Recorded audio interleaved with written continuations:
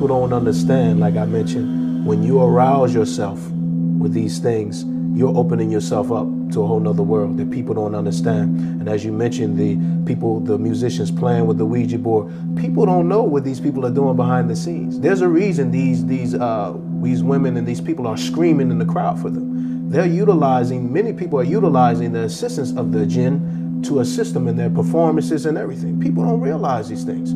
This is a whole nother reality, especially many of the Muslims are very ignorant towards this fact. They don't understand that this is a whole nother element. It's just not something that's, friendly and things like this. No, you are inviting these things into your home on a deeper level. As some scholars refer to music, they refer to it as the Quran of Shaitan, Satan's Quran. And it goes into the heart, and it occupies the heart. And when it occupies the heart, there's no room for the Quran of Allah. That's the reality. It squeezes it out. When I was a non-Muslim, I used to play various instruments. I can tell you that it literally felt like I was under possession. I would do things that I was not able to do. I would play things that I was not able to play normally. Music is very, very dangerous, and a lot of people don't know what they're doing with the music. And if you don't believe this, all you have to do is look at some documentary footage of what was called Beatlemania in the West, and how mad people went over new sounds of music that were being popularized and promoted over the airways. And rock and roll had a massive impact on people. And as it got darker and darker, and you went into these heavy metal and all these other types of, you get some really, really serious problems at these concerts where people literally will go mad. I mean, obviously there's drug involvement, and this is another reason, because you'll find many of the hadith that talk about the prohibition of music also have drugs mentioned in the same hadith. There's so much corruption in this music industry, and there's so many things that happen behind the scenes that is very wild when it actually comes to light. And this is why you have people like Ibn Qayyim al-Jawziyya, one of the scholars of the past. He said that music is the Quran of the devil. And this is why you see that most of the people that come from the music industry, in fact, they actually do some of the worst sins, and they actually become some of the worst people that ever walked the face of this earth, from starting off with good manners, but once they enter into the music industry, I seen it personally and witnessed it, they always turn to another person that they didn't even expect. People like Jimi Hendrix, and he was not able to play without being under a substance, being high, without being high. So we know, even from a scholarly point of view, what do the scholars mention about people that get high and things like this? You make yourself open to what? The jinn. Every musician that is on the highest level, think about it. Many of them are doing drugs and alcohol to get them to that level. You can't escape it. You might as well, if you don't want to be involved with drugs and alcohol or listening to someone that is involved in those things, you might as well take all of your CDs and everything and just throw it out. Because this is what the people that you're listening to, this is what they're involved in, many of them. Getting high, alcohol, and as you mentioned, Islam clearly clarifies and makes clear the position on those things.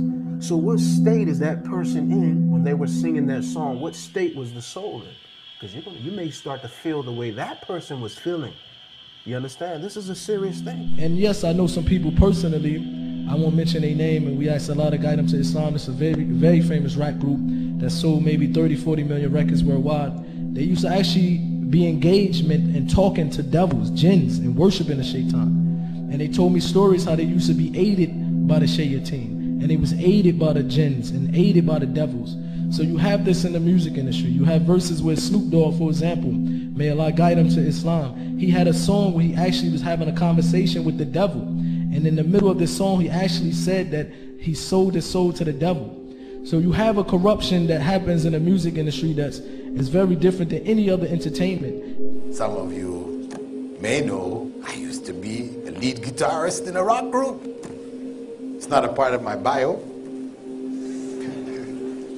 but that was the reality.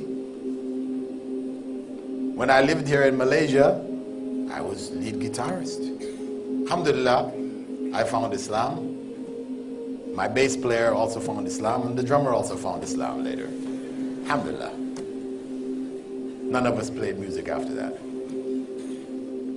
But the point is that the allure and the power of music, I know it. And it became so obvious to me when, after accepting Islam, I was still playing in nightclubs. I accepted Islam, and then I divorced myself from the culture of the other members of the group in which I played. So I didn't participate with them in the intoxicants and things that people were doing and taking. So in the nightclubs, I used to be the only sober one. I'm there playing away and people are dancing, and you know, I just looked at this and I could see that this was so devilish. You know, when Allah speaks about, you know, how shaitan prods the people, يَعُزُّهُمْ أَزَّا, you know, that's exactly what was going on. You know, I could see it. It was clear. Clear. This power that music has over people, where people end up loving it more than they love the Quran. This is يُحِبُّونَهُ كَحُبِّ اللَّهِ. If you take a look at music, and I know there are very few scholars, you know, of late who are saying, no, there's nothing wrong and so on. But even those, and I want to clarify something to start with. The truth is, even if we look at some of the scholars who might have said that, okay, you know what, music, there is certain, you know, it's permissible. They are not talking about the beat of today. Today's beat is definitely excluded. There is no scholar on earth, Muslim scholar, that allows you to listen to Beyonce and Madonna and Michael Jackson and those. That is completely out, because number one, it's dirty, it's filthy, the lyrics are horrible, terrible. They encourage you to move your body and to shake your thing, as they say. May Allah forgive us, really. You move your body, you are sexually hyped up. It moves you to a point and a peak where the dirtiness of this music industry has got to such a degree that the Christians and the Jews who are following are also saying it's prohibited, not just the Muslims. I think nowadays music is probably one of the easiest means to lose your moral sense. Music is audio pornography today. That's what it is. It's explicit. It's shameless, it's vulgar, it takes your sense of humanity away from you, it makes you look at women as objects, worse than animals. And these people are talking about women like they're talking about, you know, an animal, really.